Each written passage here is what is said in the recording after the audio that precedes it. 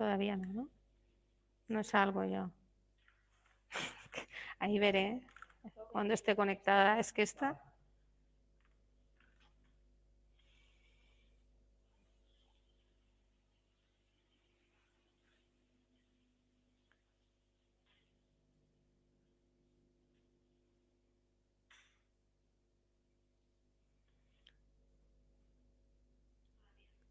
La voz se escucha, pero la imagen no.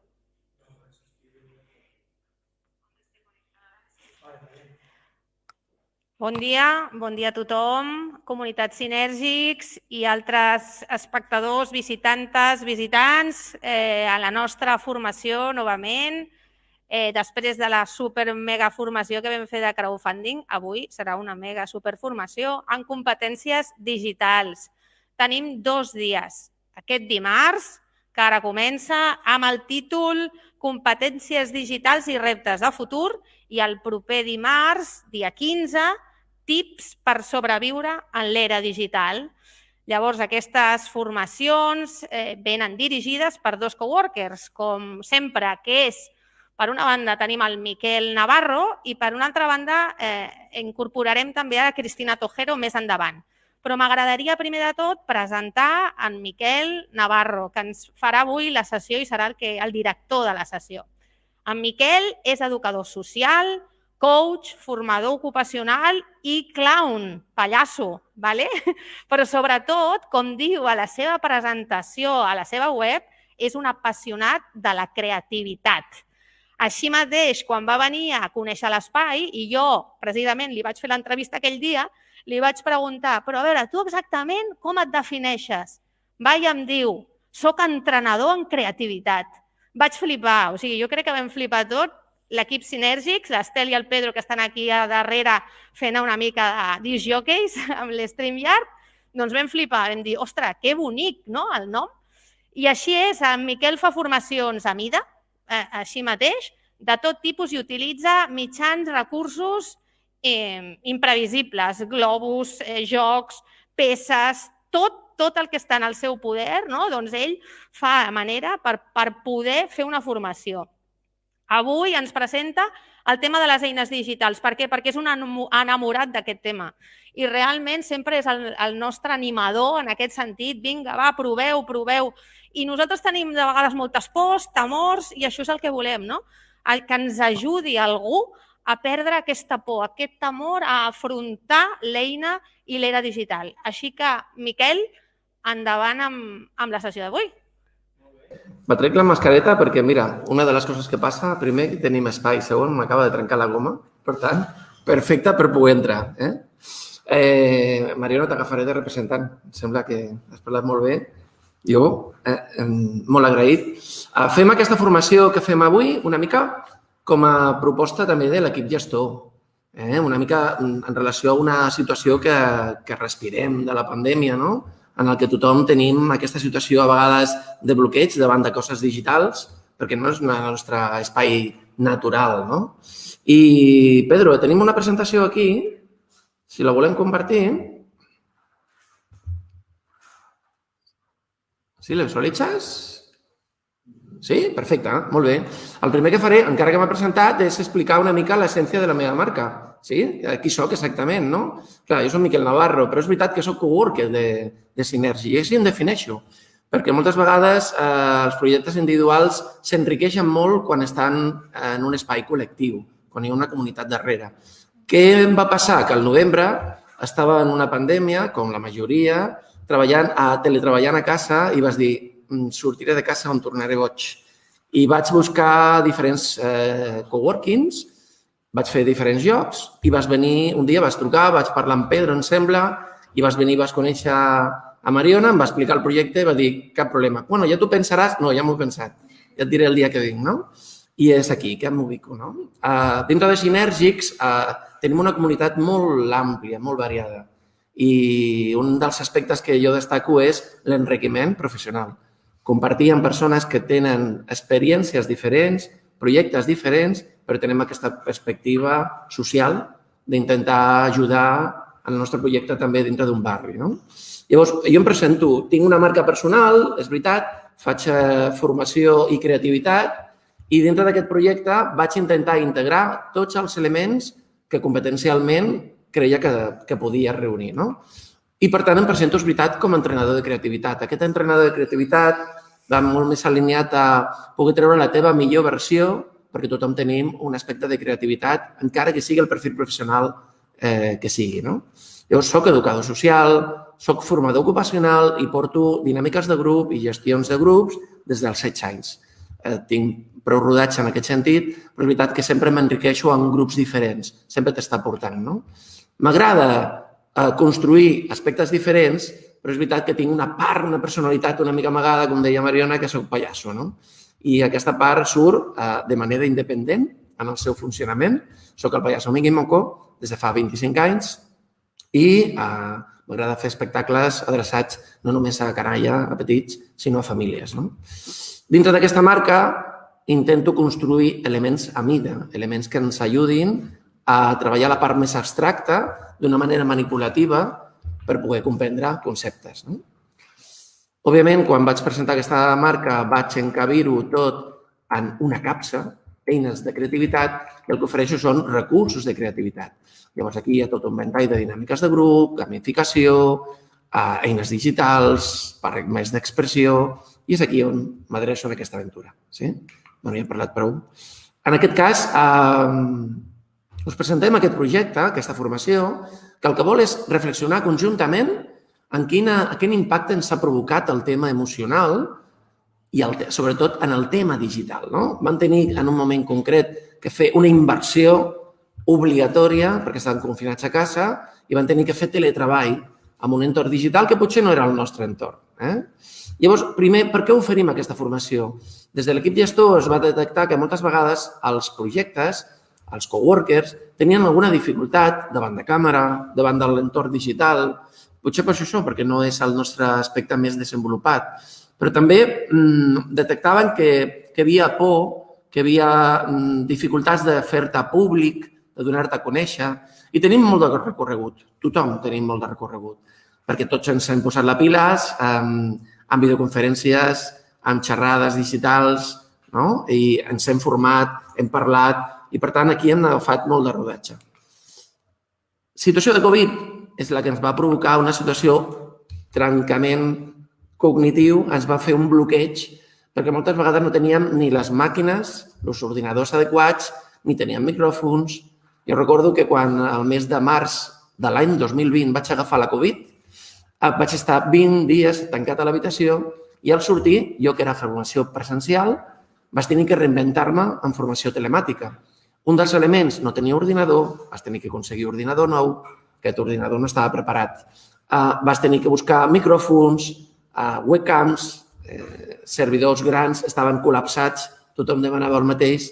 I, per tant, tothom es van trobar en una situació de repte de com continuar la nostra tasca professional en un entorn digital quan això no era l'essència. Alguns potser que sí, ja tenien eines preparades. Llavors, a qui ens adrecem? Ens adrecem a coworkers que tenen un entorn digital, normalment petits emprenedors, que tenim una relació amb el món digital que era puntual, però que no era l'essència, sobretot. Perquè és veritat que molts projectes ja tenen les competències desenvolupades, ja la fan servir des de fa molt de temps. Però també a treballadors, assalariats, que han tingut que fer teletreball des de casa. I això ha comportat tenir que canviar l'oficina per casa meva, on tinc els meus fills, el meu gat que passa, a vegades mig vestits cap amunt i cap avall encara sortíem de la dutxa. És a dir, un entorn més familiar que no estava pensat pel tema laboral. També ens adrecem a aquelles persones que durant la pandèmia van detectar que hi havia bloqueig emocional, bloqueig digital. I què ens pot provocar? Intentarem descobrir què ens provoca aquest bloqueig i com el podem treballar. Llavors, a partir d'aquí,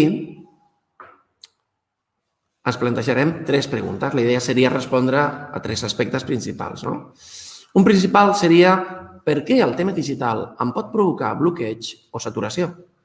Òbviament, tothom ho hem patit en un moment o un altre, però potser per diferents motius. Llavors, es tractaria de veure avui quines possibilitats en tenim i amb quin element ens sentim més identificats. Un altre element seria parlar de què són les competències digitals. Quan parlem de competències digitals, exactament en què en parlem i per què ens frustrem. Potser algunes edats que tenim, jo tinc 51 anys, no van estar formats en competències digitals en la formació reglada. Actualment sí que s'està formant en aquest sector i, per tant, tenen més competències d'origen. I una altra pregunta que intentarem comprendre és veure si realment necessitem un pla d'acció, alguna cosa que ens ajudi a dir, bueno, ja hem detectat aquests elements, però ara ens posem a filar prim i a fer el nostre projecte personal. De fet, seré el contingut del proper dia. Tips per poder elaborar plans d'accions o elements que m'ajudin a afrontar aquest repte digital. Primer punt de partida, tenim un entorn digital? Sí, però tenim una situació que ens emmarca, que és el tema d'internet. Internet fa 51 anys que està present en les nostres vides i ho ha transformat tot. Ho ha transformat des del principi, semblava que l'impacte seria més puntual, però ens ha afectat i ens afectarà d'una manera significativa, diguem-ne.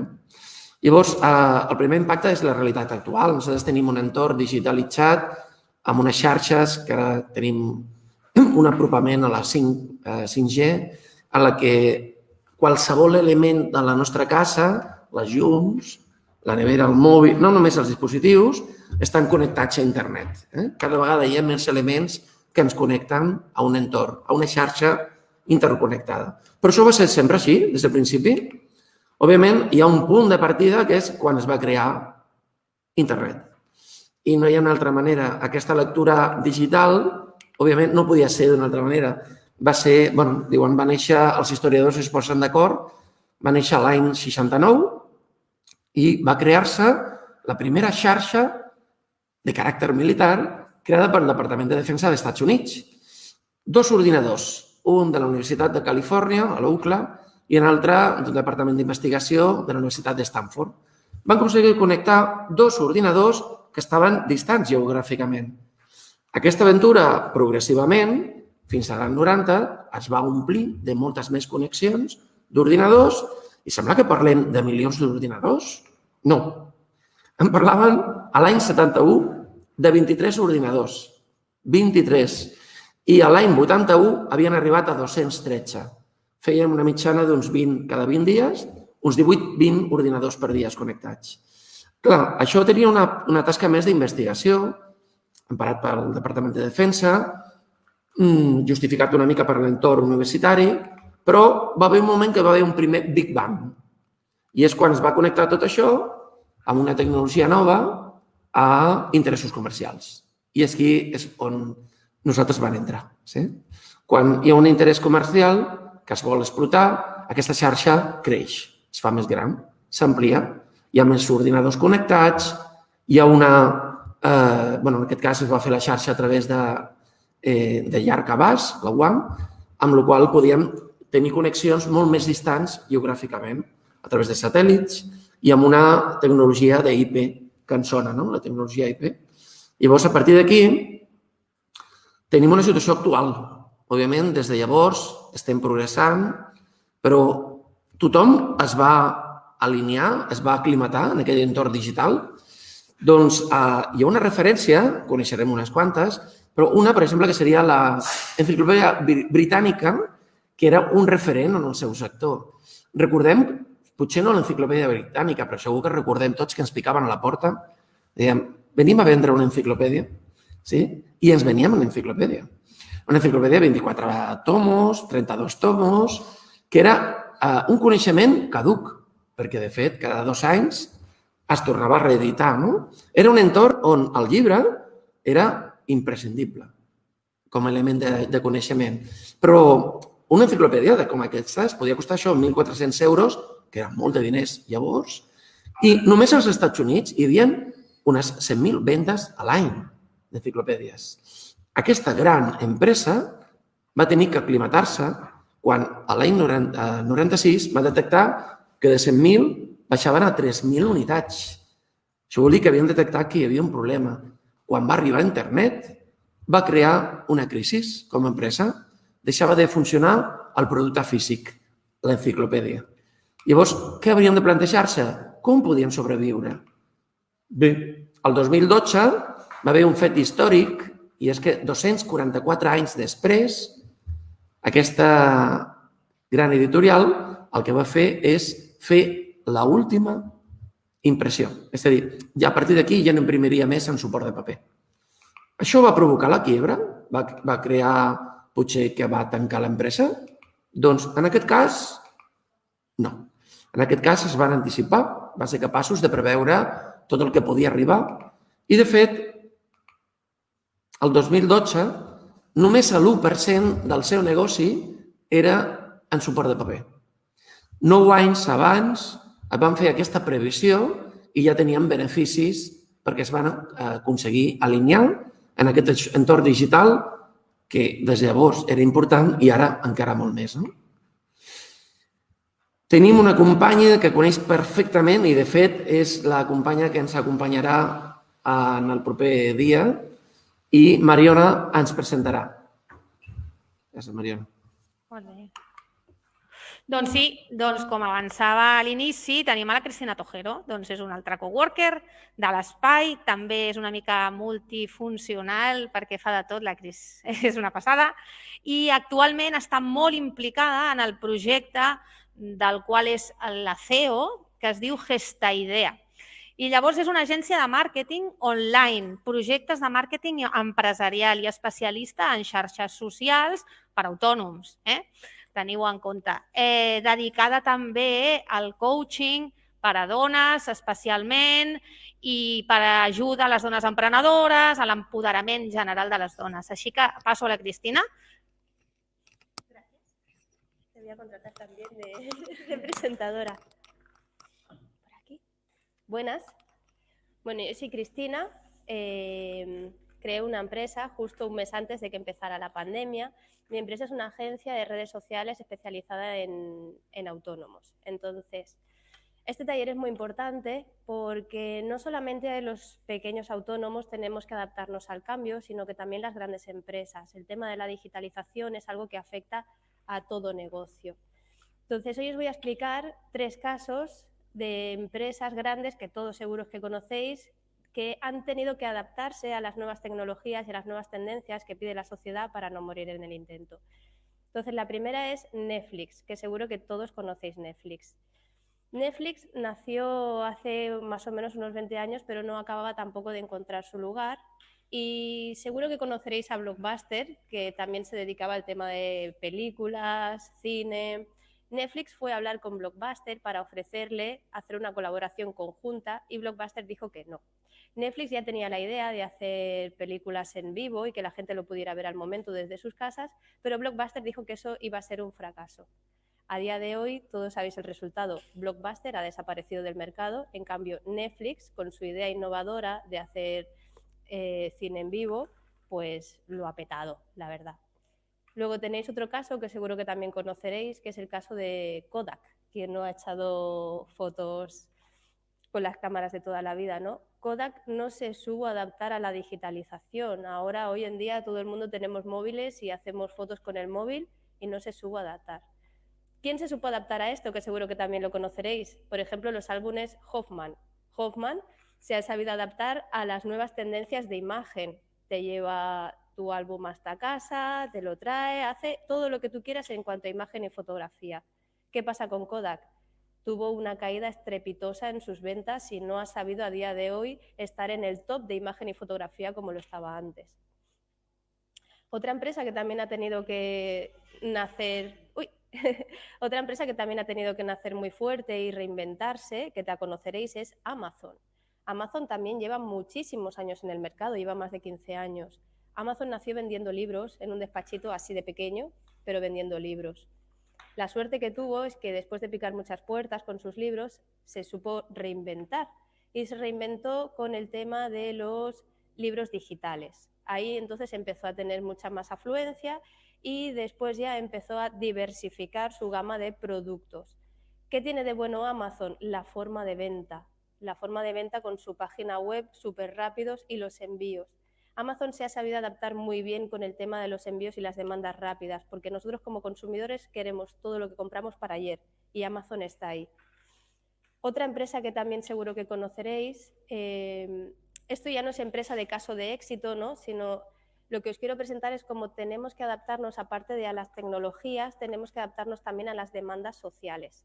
Es decir, Barbie. Todos conocéis a Barbie. Barbie está desde hace años luz, ¿no? Desde antes que yo naciera y seguro que por aquí desde que erais chiquitos. Barbie es súper guay, es súper rosa, es la mujer perfecta, ¿no? Entonces, en la época, la mujer perfecta era maravilloso, súper rosa, taconazos y tal. Apareció en el mercado, es de la marca Mattel.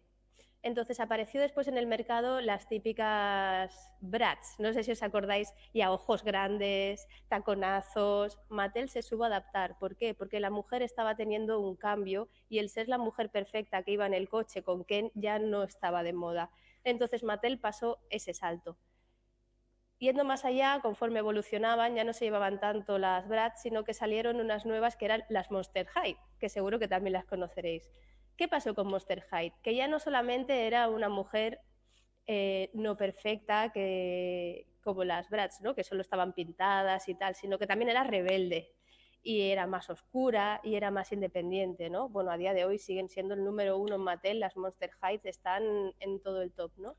No es una empresa digital y no es un caso de empresa digital, pero sí que es un caso de cómo al final la sociedad y el mundo que nos envuelve nos está pidiendo que nos actualicemos a las demandas del mercado. Mattel se supo adaptar. Si se hubiera quedado solo con Barbie, quizás hubiera muerto. Es decir, que si no te sabes adaptar a las nuevas tendencias que hay en el mercado, tanto a las nuevas tecnologías, puede ser que tu marca, por muy top que sea, porque hemos hablado de Kodak, que ya no está siendo tan top, hemos hablado de Amazon, hemos hablado de Mattel, son marcas muy fuertes que tienen el riesgo de que si no se adaptan también ir en quiebra, ¿no? Entonces, imaginaros si ellos les ha pasado esto, ¿qué nos puede pasar a nosotros como autónomos, ¿no? Por eso es súper importante que estemos ahí en la cabeza de la innovación o por lo menos informados de las nuevas tendencias, tanto tecnológicas como a nivel social. Cristina, ya que estás, ¿podrías hacer un avance de lo que haremos el próximo día 15? Sí, el próximo día 15 vamos a hacer algo un poco más, ya meternos en el jugo de la creación de contenido. Analizaremos con Miquel una parte más psicológica sobre el bloqueo digital, las competencias digitales, y aparte de analizarlo está guay ponerlo en práctica, ¿no? Porque hasta que no nos lanzamos a hacerlo y vemos que realmente somos capaces de poder hacerlo, no lo visualizamos en nuestra cabeza y no lo ponemos en práctica. Entonces será una clase partida un poquito en dos, una parte muy psicológica y una parte muy práctica. Y sobre todo, la siguiente clase del día 15 os daré herramientas para que no viváis mal las redes sociales, porque por suerte tenemos un montón de aplicaciones para poder crear contenido, para poder programarlo, para que todo ese tema de la red social que nos quita mucho el sueño y es muy tedioso, estoy todo el día aquí y es muy tedioso las redes sociales, intentar vivirlo de una forma amena, planificada y sobre todo que lo vivamos sin miedo haciendo algo que nos guste y sintiéndonos cómodos, porque si tú eres otra persona en las redes sociales o tu negocio es otra persona, llegará un momento que fracasarás. Entonces, el próximo día tenéis que estar todos atentos porque vamos a dar tips y herramientas para que empecéis a vivirlo bien la creación de contenido. Gracias, Cristina. Ok, pues hem conegut no? que ens ha provocat a reflexionar sobre que nosaltres també ens hem d'adaptar, sobretot quan som autònoms amb empreses petites, no? Perquè els grans ja ho fan i si els petits no ho fem podem estar amagats dintre de la tecnologia. No? Però davant d'aquest abisme de connexions, d'internet, com tenim actualment? No? És veritat que el creixement d'internet diguem que sempre és exponencial. És a dir, actualment a internet en tenim 4.660 milions de persones connectades, quasi el 60% de la població. En aquest sentit, sempre parlem d'aquest creixement exponencial que ens diuen els experts parlen del 2040 i alguna cosa, no?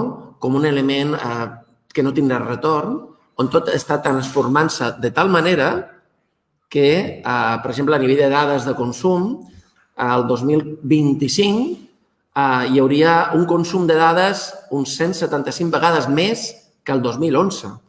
Pensem que el consum de dades depèn d'energia i, en aquest cas, a nivell d'energia no tenim... És un tema planetari, no?, de consum. Per tant, també internet s'ha de reinventar perquè no hagi de consumir tanta energia, no? Estem en un tema d'ecologia i el creixement exponencial d'internet pot provocar un col·lapse, no? De fet, els bitcoins, diuen, no? Aquí Cristina, que és també experta en bitcoins, no? Diuen que tenen tanta trànsit d'informació, per exemple, hi ha alguna moneda de bitcoin que fa el consum que fins i tot com un país com Argentina. Estem parlant d'un consum d'energia brutal, no? Per tant, aquí ens hem de reinventar. Això d'exponencial seria, metafòricament, sempre diem, no és com multiplicar per 2 o per 3, sinó que exponencialment vol dir que el creixement cada vegada s'amplia de tal manera que el que sempre ens explicaven ara, en aquest any, hi ha tantes publicacions de contingut com tota la resta de la humanitat en físic i en digital. Només en un any. Diuen que és com si en un any fas 10 metres i l'any següent fas 100 i a l'altre fas 1.000. És a dir, exponencialment el creixement farà que a nivell tecnològic, a nivell d'informació, ens provoca tal col·lapse de quantitat d'informació que hem d'estar una mica preparats per afrontar aquest repte, no? Potser ens dona una sensació d'abisme. Un abisme davant d'aquesta situació on jo som molt petit i això que m'explica se m'escapa, perquè em queda molt distant, em trobo molt insegur per poder trobar-me amb aquest element. Potser en el seu moment jo no he fet el rodatge, però encara que estigui preparat, encara mai arribo. Sempre esforçar-me al màxim, fent publicacions, sempre estant actiu, i encara i així puc tenir la sensació de que mai arribo, no? Clar, això és una qüestió mental, és una idea, és un concepte. De fet, tenim animals que poden sobreviure, dormir, estar plegats en un fil. I això, home, és que els coloms... Però potser nosaltres també ens sabem adaptar a situacions...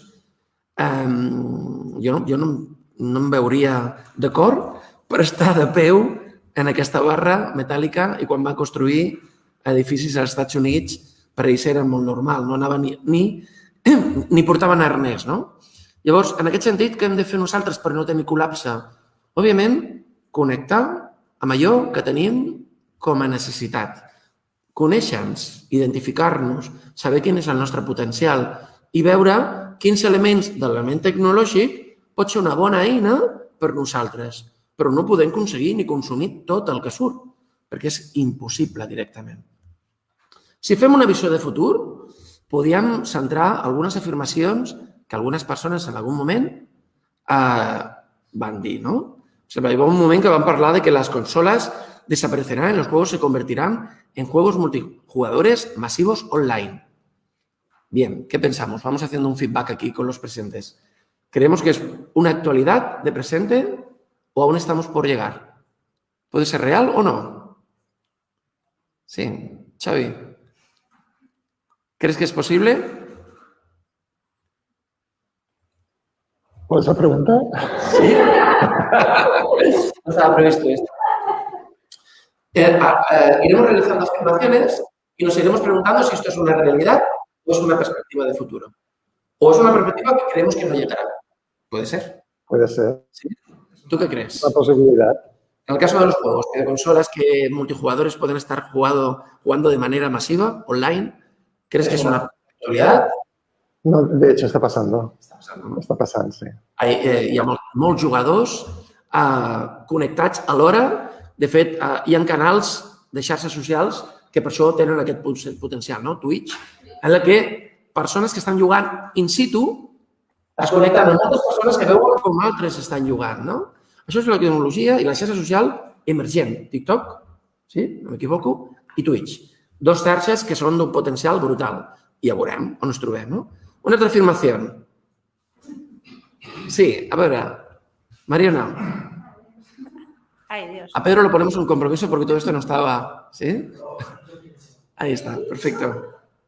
Mariona, el dinero en efectivo, las tarjetas de crédito y los monederos online estarán obsoletos. La banca online será el método de pago favorito de los europeos. ¿Creus que és una realitat actual?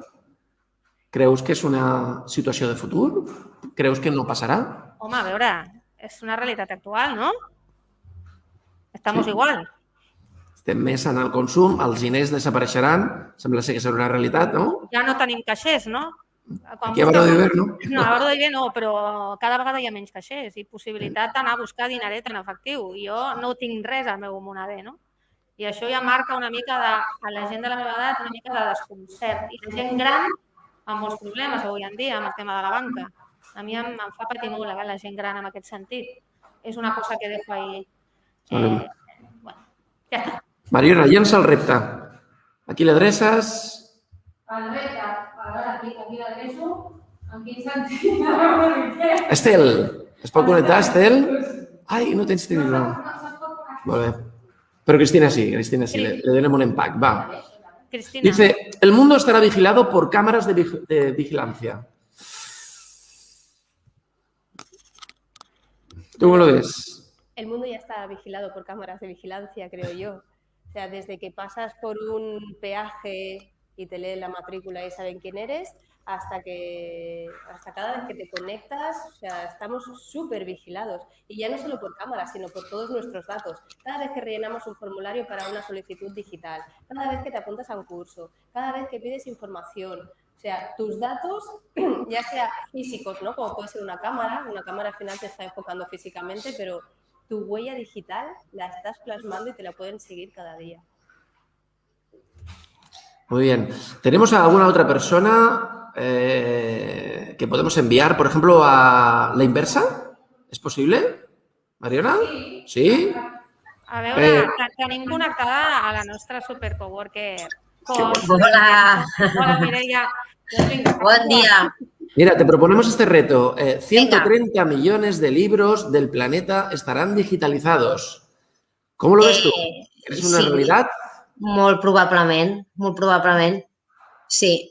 No sé si tots, jo crec que el format paper no es perdrà perquè encara quedem uns quants romàntics que ens agrada tocar el llibre, però sí, cada vegada es digitalitzarà més segur, seguríssim. I després hi ha unes quantes coses que he sentit que m'agradaria debatre, però no sé si és el moment. ¿Sí? Es que no sentía el eco. Claro. No, dice que tiene algunas preguntas al final. Ah, perfecto. Sí. Podemos encontrarnos diferentes tipos de afirmaciones que podrien estar encaminades cap a un futur que pot ser real o pot ser no real, no? Els micropagos, les transaccions dels mòbils, l'aprenentatge que es preveu que canviarà en el desenvolupament de tal com tenim la perspectiva de l'escola. Fins i tot, una mica l'avançada dèiem, internet acabarà amb la indústria de Hollywood, doncs no sé la indústria de Hollywood, però sí que seran productors de material audiovisual que ja es pensen fent, no? De fet, Amazon acaba de comprar la Metro-Goldwyn-Mayer, no? I Universal, sembla que està dintre. Per tant, estan sent empreses potents que tindran creadors de contingut, no? Els telèfons mòbils potser ja no existiran. Una afirmació? Doncs no ho sabem. De fet, aquest creixement exponencial fa que dispositius que fa uns anys no hi eren i ara hi són, potser deixaran de ser i potser seran més d'hologrames o seran realitat augmentada o no sabem, però és veritat que creiem que la tecnologia es transformarà, no?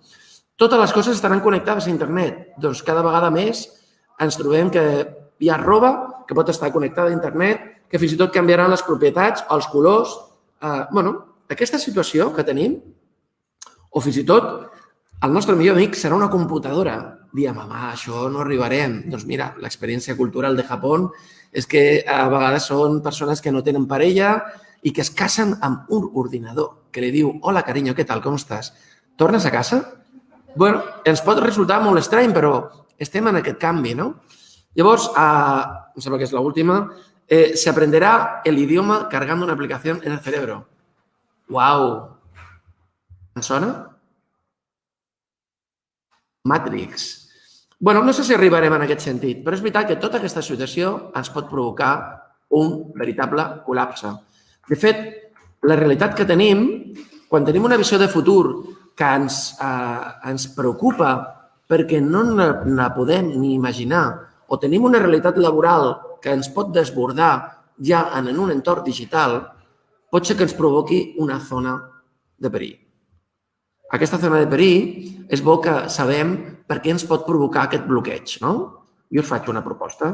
Òbviament, quan nosaltres parlem que hem de fer un stop, és perquè hem experimentat situacions concretes com podem tenir sensació d'abisme, podem tenir sensacions de por, podem tenir angoixa, bloqueig, inacció, ens sentim bloquejats, inactius, o fins i tot, això, sentir-nos insegurs, no?, davant d'un entorn. I aquí us llenço jo una pregunta que us proposo que al final de la formació la contestem entre tots, no? I seria, em sembla que Pedro la posarà de fons. Quin aspecte creus que més bloqueig et pot provocar? De la nostra situació quotidiana, a nivell tecnològic, a nivell d'interacció, quin element ens sentim insegurs, ens provoca por, ens provoca angoixa, algun cert bloqueig, perquè no el tenim molt proper, creus? I llavors ho compartim i al final de la formació fem collita de tot el que tenim, us sembla? Sí? Anem a indagar una mica. Però és veritat que quan nosaltres tenim la perspectiva de per què ens bloqueja, hauríem de tenir una visualització de com funciona el nostre cervell. De fet, en el nostre cervell en tenim àrees del cervell que tenen funcions diferenciades, no? Si posem un exemple, per exemple, quan alguna vegada hem fet una formació telemàtica i se'ns ha quedat bloquejat l'ordinador. Tots hem tingut aquesta situació en algun moment, no? Què ens pot passar? Què ens pot provocar? Davant d'aquesta situació en la que estem en un entorn laboral de comunicació amb persones que no estan de manera presencial, òbviament tenim una intenció, tenim un pensament de vull fer-ho. Perfecte, un desig. Aquest el tenim localitzat perfectament a la zona frontal, la part més cognitiva, és un desig, una focalització. Però és veritat que quan ens passa aquesta situació que es provoca un jaque mate, hi ha un pensament que no sé fer-ho o no puc fer-ho, em quedo bloquejat. Hi ha molta inseguretat que surt d'aquí, no? Aquí ens genera angoixa com a emoció. Aquesta angoixa va vinculada a una negació i es provoca una irritació. Em sembla que tothom ho hem patit en algun moment. Què passa? Que se m'ha quedat parada i aturada la pantalla. Aquí a Sinèrgics, a vegades, ens sentim aquestes veus, no?, quan ens passa alguna situació d'aquestes, no? Òbviament, sentim que el nostre cos no està desconnectat del nostre cap i ens preguntem què ens passa al nostre cos, perquè ens pot sortir sudoració, ens pot provocar fins i tot mal de cap repentí o aquesta angoixa, me puc morir, no? Perquè i ara què faig? M'he quedat penjada en una formació davant dels companys, no? És veritat que això ens genera estrès. I això mantingut en el temps, amb una afirmació de que és inviable, que no aconseguim solventar aquesta situació, ens genera frustració, preocupació, i aquí és quan el cervell, que funciona perfectament, es col·lapsa i genera alarma, bloqueig. Què ens passa quan generem aquest bloqueig? Ens hem de preguntar què podem fer com a eina, perquè quan el cervell està bloquejat no podem fer estratègies. No som propietaris del nostre fer o el nostre pensar. No tenim aquesta propietat. Llavors, què podem fer quan estem bloquejats? Doncs l'avantatge d'estar en una comunitat com a Sinèrgics és que tenim companys amb projectes diferenciats i que ens poden donar un cop de mà, no? Jo us presento en Xavier, que el tenim aquí, i que ens farà un exercici molt concret de què podem fer quan tenim situacions de bloqueig. Pot ser en situacions digitals o altres tipus de bloquejos, no? Xavier. Gràcies, Miquel. Gràcies a l'equip gestor, gràcies a Miquel, gràcies a totes les persones que estan per aquí i les que estan escoltant. De fet, una de les coses que m'estava venint quan us estava escoltant és... Jo vaig arribar aquí amb un projecte que es deia Habituarte, que és un tema dels hàbits. De vegades, qualsevol cosa que fem a la nostra vida és un patró que hem caminat moltes vegades. I quan ens trobem en una situació d'aquest tipus, és una situació que es pot presentar com una oportunitat o com una amenaça. I aleshores, a vegades ens enfoquem més a la part d'amenaça que a la part d'oportunitat. I això genera aquesta resistència al moviment. També me venia el concepte de zona de confort. O sigui, com podem sortir de la zona de confort, però d'una forma que ens sentim prou segurs perquè aquesta sortida de la zona de confort no sigui un pas dintre d'aquest abisme, sinó que anem a fer un petit pas i dintre d'aquest petit pas a veure com ens trobem. I, en aquest sentit, això és el que ens pot ajudar, el que podem aportar, el que puc aportar per aquest tema. La idea del petit pas en què ens trobem segurs, però aquesta amenaça que la veiem com a amenaça, començar a percebre-la com una petita oportunitat. I en aquest sentit, abans de fer aquest petit pas, la proposta és fer com una relaxació, com anar cap endins per veure si podem, d'alguna forma, relaxar el bloqueig que tenim en aquest moment. I això ho farem mitjançant un petit exercici del que s'anomena, podeu conèixer com a mindfulness, que la traducció al català o al castellà seria atenció plena. Estar en un estat d'atenció plena. L'atenció és una de les eines més potents que tenim, on podem enfocar la nostra atenció. És això d'enfocar-la amb l'amenaça o amb l'oportunitat.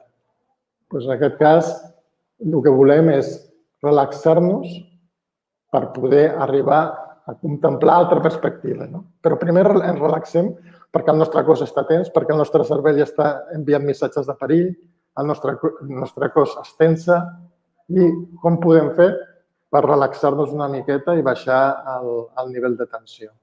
Us farem una proposta, us faig una invitació a les persones que esteu aquí, les persones que també esteu amb les xarxes socials, doncs, que s'esteu seguint en directe a les xarxes socials. I la proposta és trobar una postura on estem una miqueta equilibrats, balancejats, amb la columna vertebral, ni molt tensa ni molt flonja. Estigui com si hi hagués un filet que tirés de nosaltres cap al cel i estiguem amb l'atenció en aquest fil. Molt bé. I des d'aquí us convido a portar atenció als punts de contacte amb el terra. Com és aquest contacte?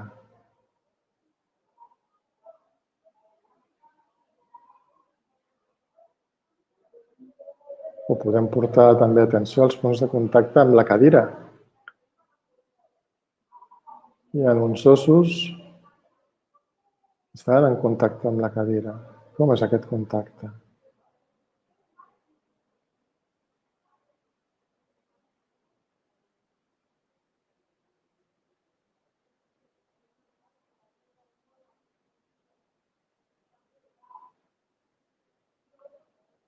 Ara us convido a portar atenció a la sensació de pes. Com és aquesta sensació de pes? Podem deixar el nostre pes i entregar-lo a la gravetat?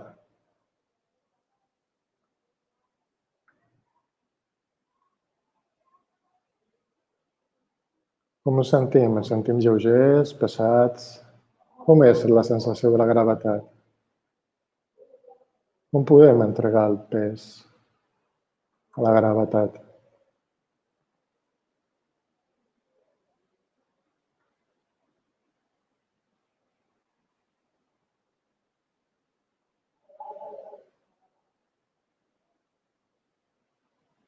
Molt bé. Ara us convido a portar atenció a la respiració. A l'aire tal com entra i com surt pel nas o per la boca.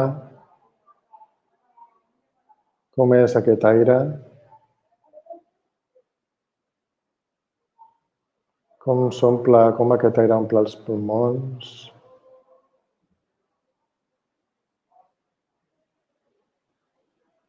Com aquest aire es transforma en els pulmons i arriba d'alguna forma a la sang.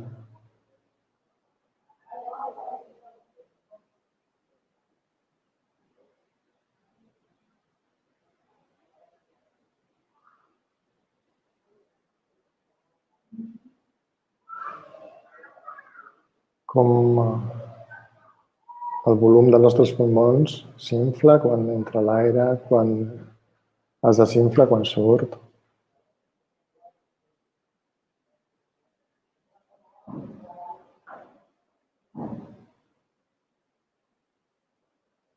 Molt bé. I ara podem portar atenció al cor, als batecs del cor. Si els podem sentir, les persones que puguen sentir, si no es poden sentir, doncs no passa res, podem portar atenció a la zona on es troba el nostre cor.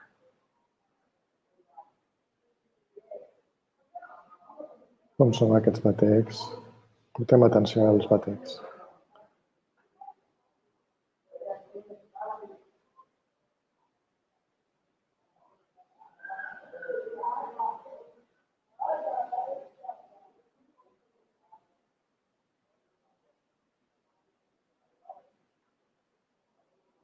Molt bé. I ara podem fer un petit repàs per tot el cos i veure si encara hi ha alguna zona que tingui tensió, que ofereixi resistència. Simplement prestar atenció a aquesta resistència. D'on ve aquesta resistència? No la jutgem, simplement l'observem d'una forma inclusiva.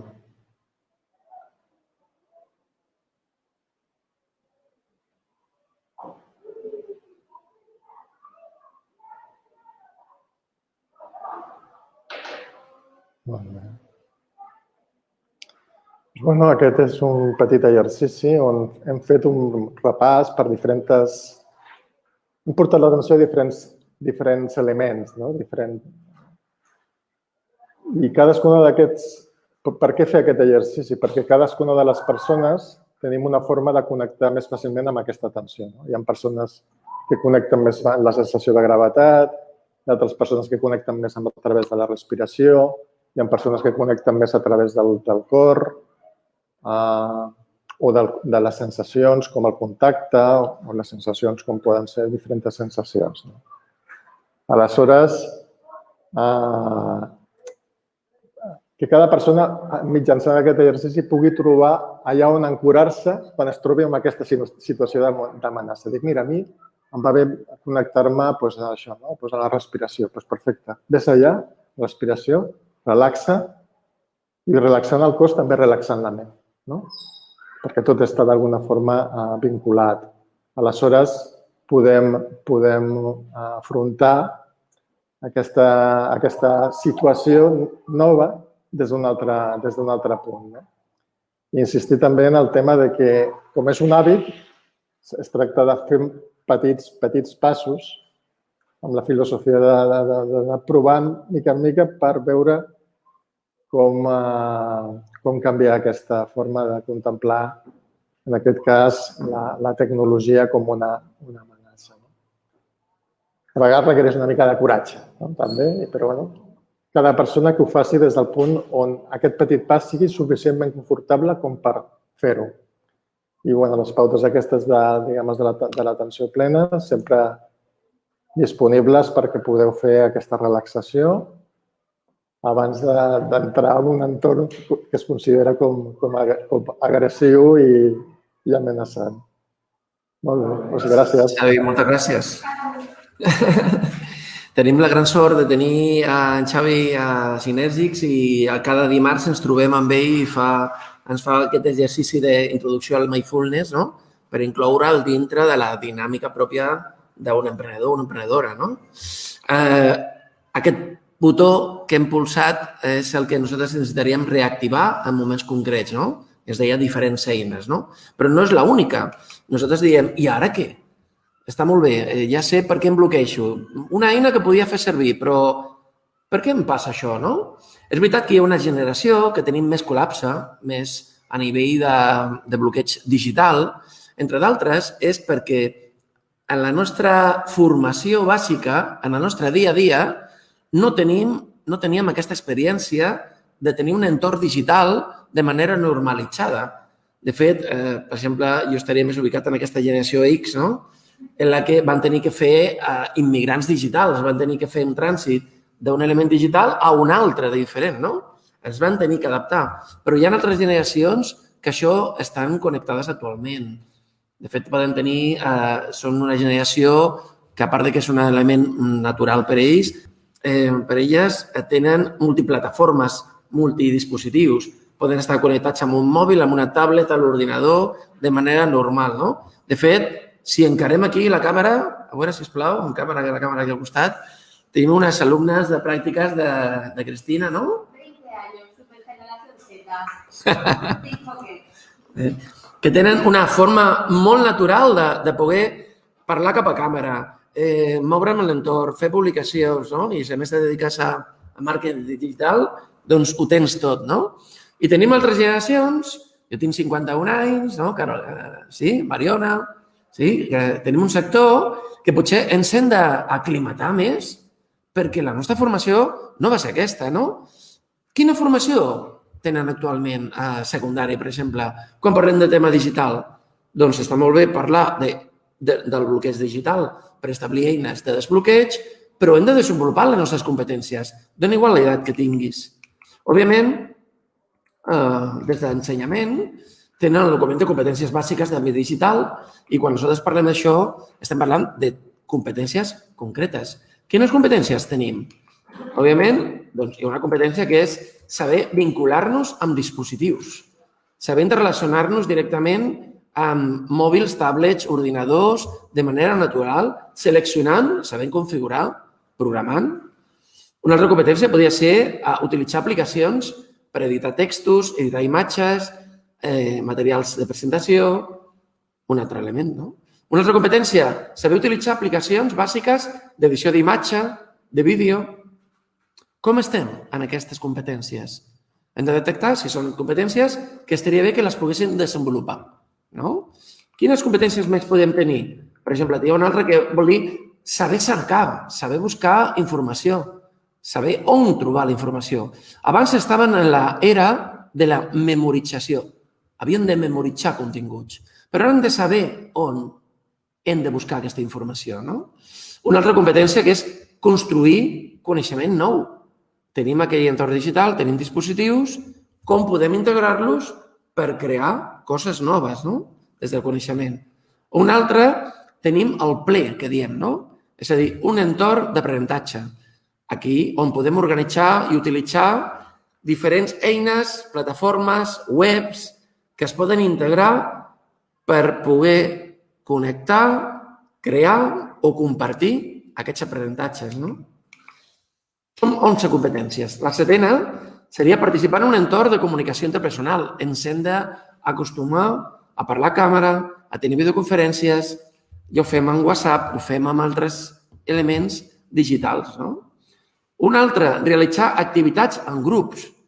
No estem acostumats a treballar col·laborativament, però a més, fer-lo en un entorn digital encara menys. Per tant, imaginem des de secundària on s'està treballant.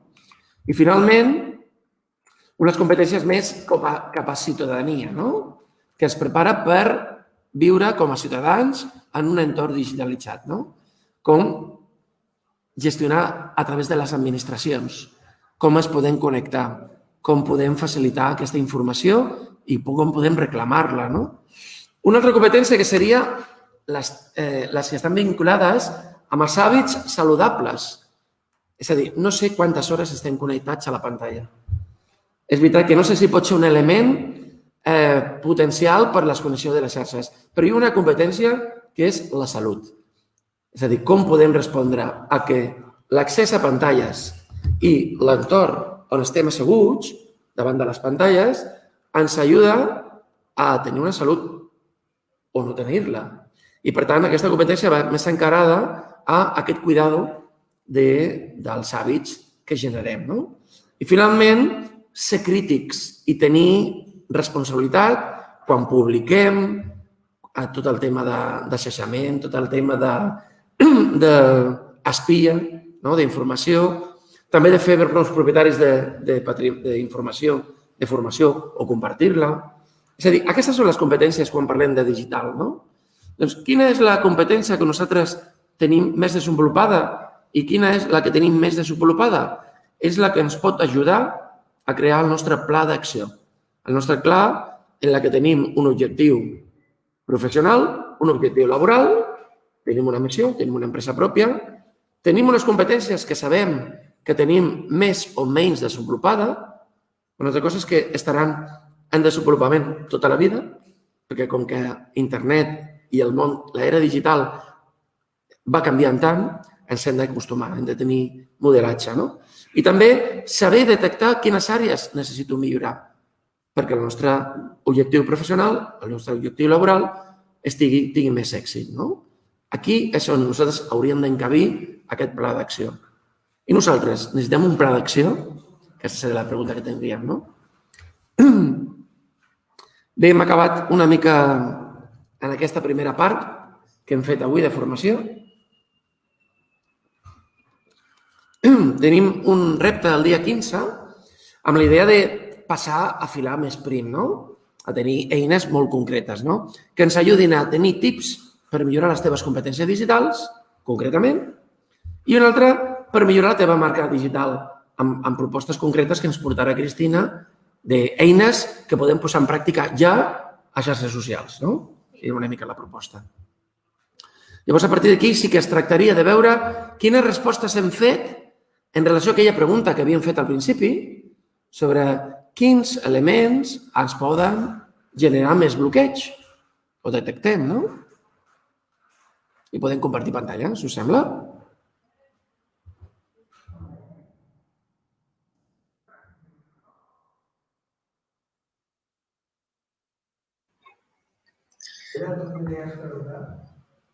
No, jo no us sento, ara. Jo no sentiré l'àudio,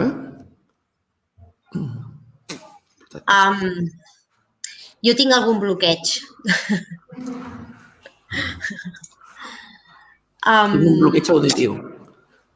Em sentiu a mi o no? Sí. Vale.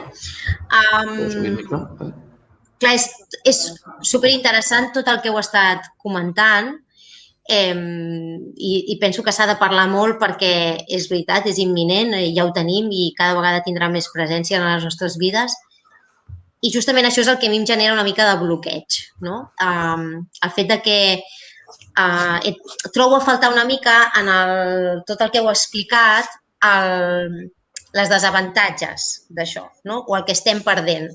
Crec que hi ha, això que deies, per mi és força significatiu que al final el teu millor amic sigui un ordinador, i que ho diguem amb aquesta naturalitat a mi em genera bastanta angoixa. Crec que és important utilitzar les xarxes bàsicament perquè seran la nostra eina i perquè podem fer arribar missatges a tot arreu d'una manera molt senzilla, però també de quina manera ho farem i amb quin objectiu final i com podem continuar sent ètics i continuar treballant les xarxes socials, però les de veritat, l'enxarxament vital, perquè això no acabi sent una jungla. Hi ha algunes coses que a mi m'han generat una mica de desacord quan us he sentit. Per exemple, no sé, posar com a exemple d'èxit Amazon, quan sabem que és una empresa que s'hi ha crescut, a part que sigui molt innovadora i hagin sigut molt visionaris, també sabem que tenen els treballadors, i si no ho sabem ho podem investigar perquè està a l'ordre del dia, tenen els treballadors gairebé amb un sistema d'esclavatge, que no tenen ni temps per anar a fer pipi, els hi comptabilitzen els minuts que van al lavabo, per tant, moltes vegades fins i tot han de fer les seves necessitats amb una ampolla d'aigua. Llavors, això està bé també, jo crec, saber la cara fosca del que és el progrés i del que és una empresa d'èxit. Crec que és interessant també posar-ho a sobre de la taula, que l'èxit moltes vegades implica que s'han perdut, hem deixat molts cadàvers pel camí. I això crec que és responsabilitat nostra també saber quina és el preu a pagar d'aquest suposat progrés. Però, per altra banda, és cert, vull dir que hem de jugar amb aquestes cartes, són les que tenim i les hem de conèixer i sobretot conèixer-les per no deixar-nos tampoc enganyar del tot, saber què estem perdent en el moment en què nosaltres, com deia la Cristina, em sembla que es diu, perdona'm, posem les nostres dades, posem la nostra cara, posem els nostres aceptos, que estem perdent també aquí, i de quina manera podem empoderar-nos nosaltres una mica amb tot aquest tema. Bàsicament crec, per resumir, perdoneu, que per mi el bloqueig és també fins i tot necessari de vegades. El bloqueig vol dir por i la por també són sistemes d'alarma que també hem d'escoltar, que no només és no sé o no podré, sinó potser és no vull i de quina manera he d'entrar en aquest sistema sense perdre del tot la meva essència. Vull dir que també està interessant escoltar aquests bloquejos perquè potser ens estan dient coses. I ja està. Bueno, jo comparteixo part del que dius tu, El que passa és que és veritat que jo puc estar des de la resistència al canvi o des de la transformació amb ètica i valors. Si jo vull incloure... Jo he estat molts anys a la contra de tot el canvi de transformació digital, una mica perquè els valors que jo veia no els veien en l'entorn digital. Però també és veritat que a nivell de projectes d'emprenedoria, si jo estic des de la resistència, pocs canvis faré i no m'ajudarà. I aquest canvi, tard o aviat, l'acabaré incloent. Llavors, jo el que veig és que jo he de tenir el meu pla d'acció i en el meu pla d'acció, òbviament, he de tenir un esperit crític, jo el tinc, davant de qualsevol xarxa, de qualsevol model. Jo entenc, ara ens explicarà una mica Cristina, em sembla, no? Però jo, per exemple, quan entenc un model d'èxit, òbviament, és d'un model empresarial, però, òbviament, a nivell de consum de planeta, a nivell de relacions laborals, a nivell de tot això, aquesta perspectiva em genera crítica i ja està bé que siguem crítics. Però si jo m'he de pensar en el meu projecte, he de fer un canvi que m'ajudi en aquell nou entorn, que el meu pare no ho tenia, en un entorn laboral, i jo sí que necessito adaptar-me en aquesta realitat, amb una edat que tinc que no és precisament una edat digital, i he de fer els canvis necessaris amb un esperit crític. Jo gaudeixo molt més d'un espai presencial. Per exemple, jo em dedico a la formació, però tinc clar que les formacions acabaran sent telemàtiques, perquè les empreses que paguen les formacions, el cost ho generarà així. Per tant, quines eines puc incloure que m'ajudin en el meu projecte personal, el meu projecte laboral, tot sent crític i aportant valors.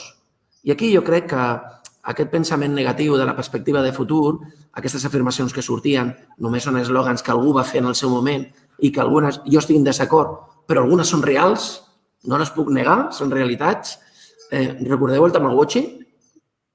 Sí. Recordeu el Pokémon?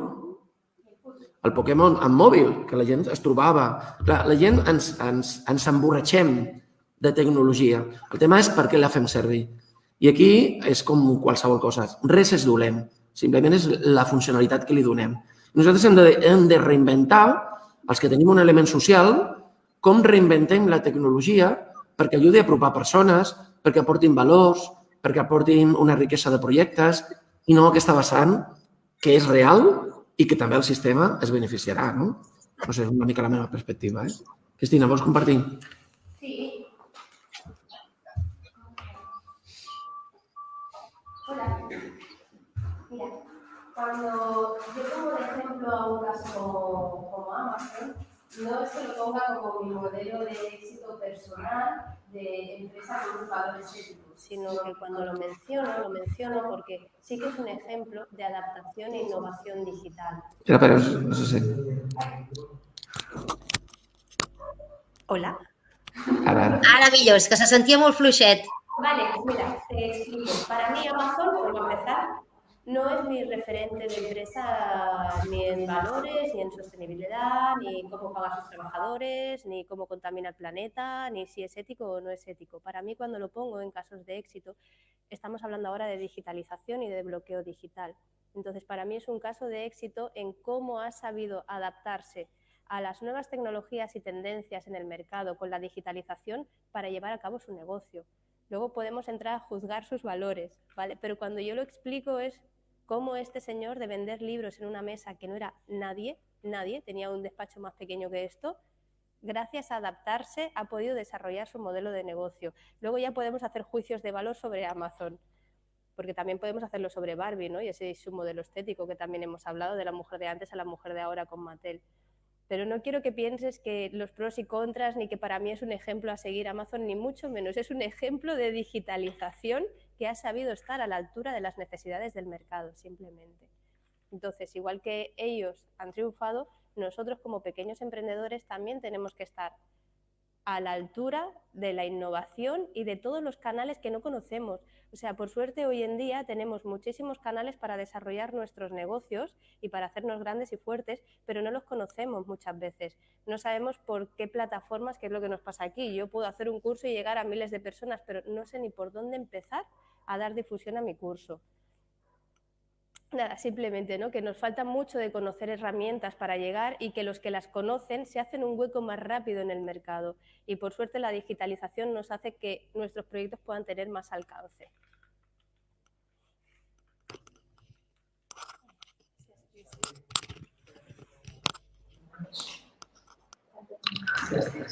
Bueno, pues, gràcies, Mireia, per aquesta perspectiva, no? Perquè és molt interessant. No? És portar també consciència sobre això. Em venia la paraula inclusivitat, no? Com podem fer la tecnologia cada vegada més inclusiva per totes les persones, però inclús per les persones, i inclús acceptar que hi ha persones que no volen entrar en aquest món tecnològic, no? Perquè no els criden, no ressonen i també necessiten un espai per desenvolupar dintre de fora d'aquest món tecnològic. No?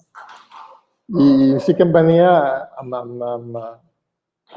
de fet, és una de les coses que jo vaig estudiar enginyeria informàtica i des de sempre he estat molt a la darrere de la tecnologia, però jo he notat també com a vegades la tecnologia me tensava molt. O sigui, era un món que és un món fred, de fet és un món bastant fred, que te desconnecta de vegades de la calidesa humana. I aleshores això també és important tenir-ho en compte, no? Com trobar un equilibri entre el que comentaves tu, entre les relacions presencials i les relacions virtuals, que totes estan bé, però també deixa un espai per cadascú. No? I dintre d'aquesta carrera informàtica em vaig anar enfocant en com fer fàcil les coses a les persones. No? I això crec que és molt important, no? De facilitar que la tecnologia sigui sobretot fàcil i inclusiva perquè arribi a totes les persones. I això també ho considero molt, molt, molt important a l'hora de desenvolupar tot tipus de... Nosaltres, per exemple, jo estic en el món dels tallers virtuals, procurar que els tallers virtuals siguin el més... que la persona tingui una experiència del taller el més propera possible. Intentar apropar aquesta experiència. No? O sigui, gràcies per l'aportació i gràcies per tot el comentat.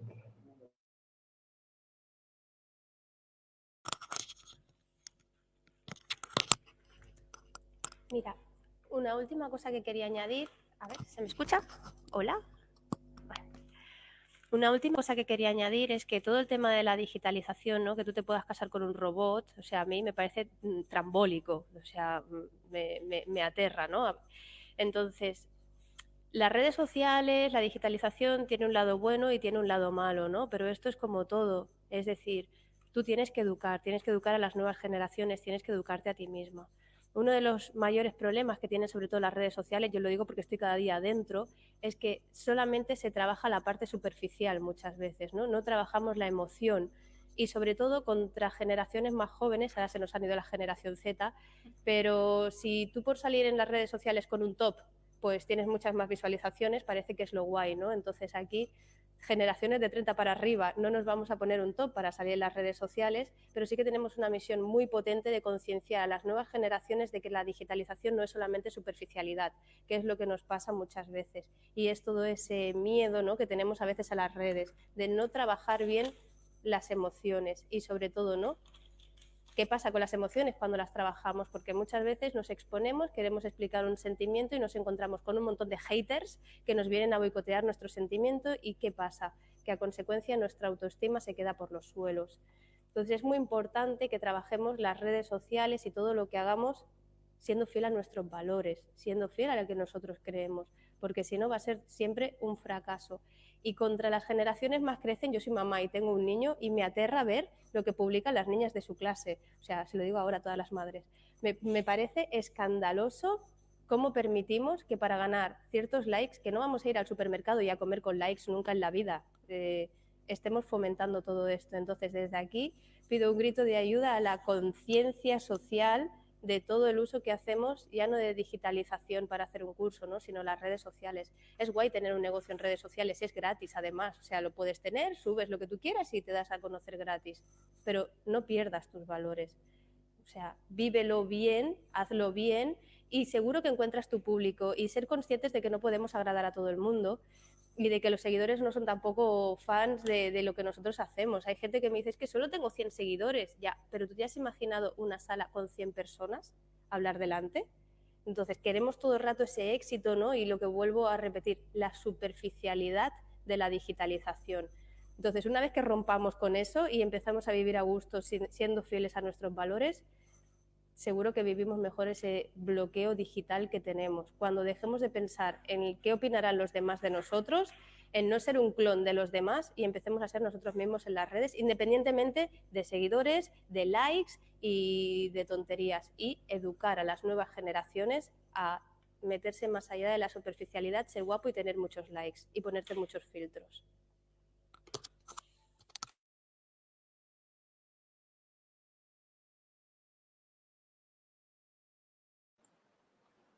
I en relació a la pregunta, quin aspecte creus que més bloqueig em pot provocar, la veritat és que estava pensant i me venia una cosa. De fet, moltes vegades quan faig jo els tallers hi ha molta gent, o quan estic... No, potser quan els porto jo els tallers em costa menys, no?, estar més en primera fila, però a vegades m'ha passat molt que quan hi ha molta gent, exposar-me a tota la gent, no?, amb opinions, em crea certa resistència. Jo noto encara aquest bloqueig, no?, de vegades de poder expressar-me de forma autèntica en un entorn amb moltes persones, com hi ha una part encara que està dient què diran, no? O si jo dic això, no? Encara hi ha algunes coses que en aquest sentit jo mateix, que estic en aquest món tecnològic, noto aquest bloqueig. O sigui, era per respondre a aquesta pregunta que has comentat. Escolta, jo també, en relació a la pregunta, ja per no desviar-nos, perquè la veritat és que el tema porta molt debat, molt, ja s'ha vist, i necessitaríem aquí parlar molts dies. Però en relació a la pregunta, a mi, Miquel, ja ho saps, el que em provoca, no? Jo, quan em veig allà i que no sé fer servir l'eina, em provoca molta por fer el ridícul. I, per tant, m'he adonat que és un tema particular que res té a veure amb el tema digital. També em faria molta por fer el ridícul en una presentació presencial, en una història normal. Per tant, és un tema particular que sí que necessitaria, no sé, un coaching o alguna cosa per desbloquejar això, per no tenir aquesta por a fer el ridícul, perquè al final tampoc fem el ridícul, estem aprenent, és un tema que ens hem de conscienciar que és nou, ja ho veiem, i que és una cosa amb canvis, amb adaptacions contínues i, per tant, equivocar-se o errar és una cosa normal i ens hem de ficar al cap de que si un dia no me sé connectar al Zoom, que no me voy a sentir, no em vull sentir com jutjada. No crec que, espero que ningú em jutgi de que no sé fer-ho, no? I és aquesta por. Jo manifesto i reconec la meva vulnerabilitat en aquest sentit a nivell ja genèric.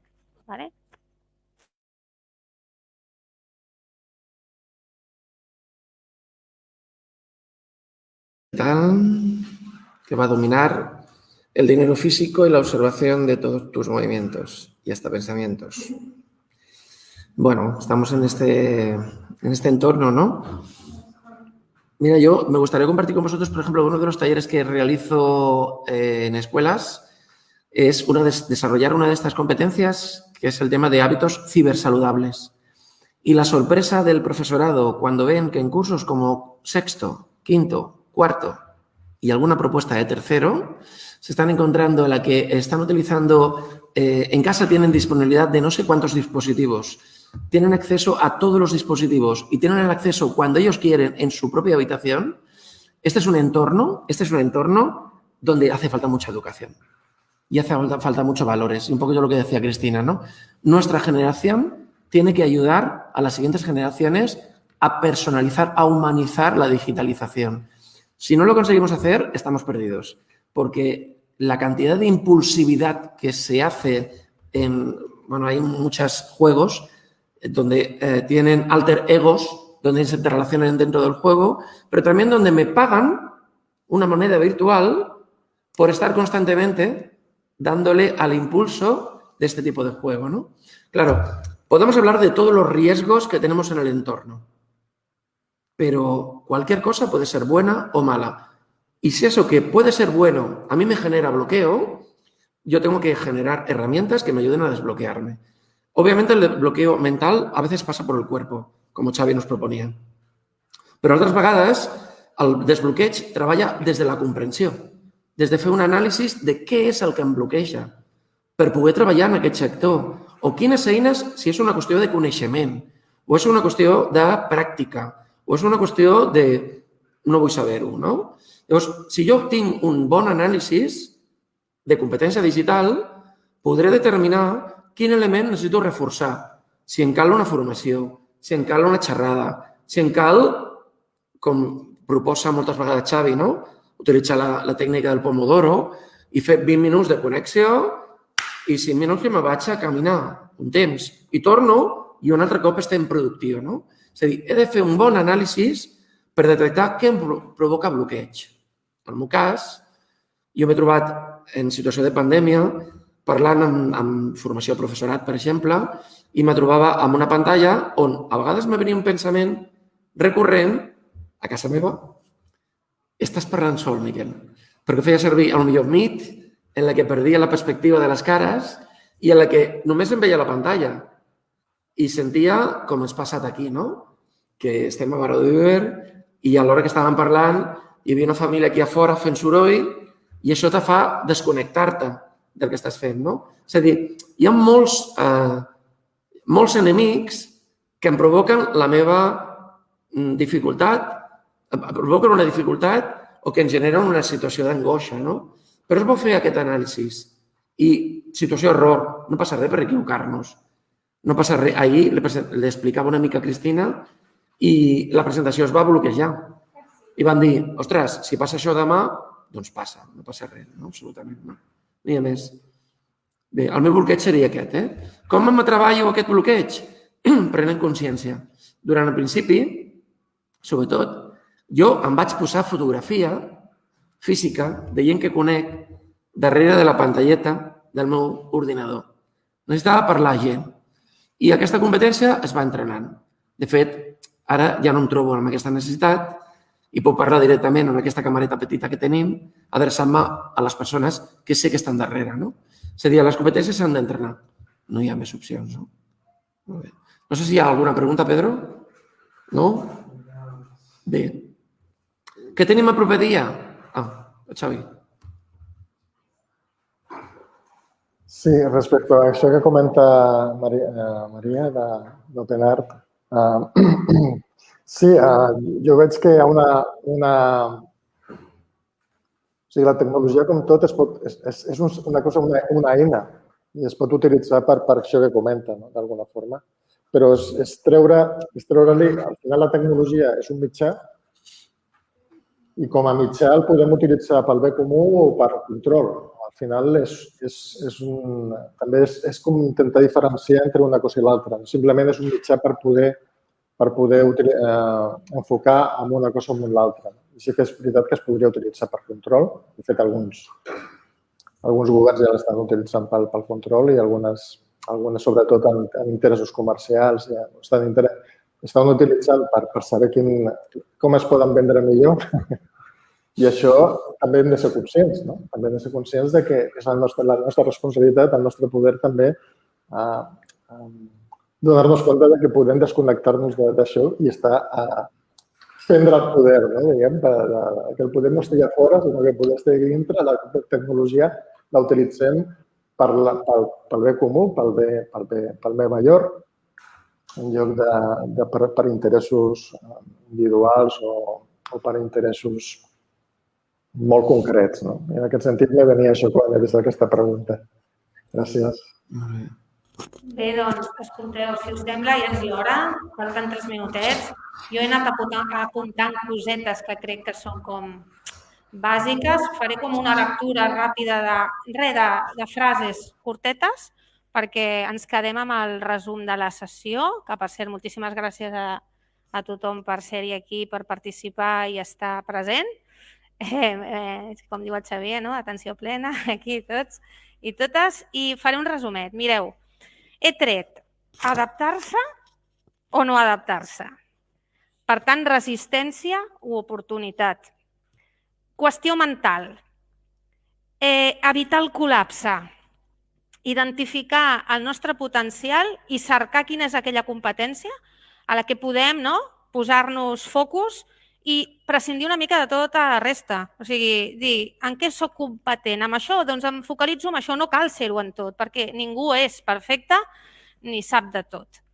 Estem en canvis continus. Tot el que vendrà que ens provoca aquesta incertesa en el futur, la zona de perill, l'alarma, l'abisme per angoixa, bloqueig, inseguretat, irritació... Ja només això ja m'agafa a mi, I per tant, sortir de la zona de confort. Com deia el Xavier, és un petit pas, però s'ha de fer. Relaxar-nos en el que puguem, fer petites relaxacions en el moment que sigui i recordar i prendre consciència, coratge, també ha sortit per aquí, un pla d'acció que ha dit el Miquel i el més important per mi, que era Cristina, podem ser exemple, les generacions que no hem nascut amb l'era digital, hem d'aportar la nostra vàlua, els que no hem viscut amb l'era digital, tenim molt a dir aquí. I per tant, empoderem-nos, aquesta generació que ens costa tant, perquè podem ajudar a la resta, a la gent jove, a prendre més consciència i a parlar de valors a darrere. Bé, doncs, no sé, jo crec que hem fet aquí un debat interessant i donem per finalitzada. Us esperem el proper dimarts amb el Miquel i la Cristina per parlar de tips per sobreviure a l'era digital. Moltíssimes gràcies des de Sinèrgics, Pedro, Estel, Neila, la resta que està per aquí, a darrere portant tot això. Moltíssimes gràcies. Moltes gràcies.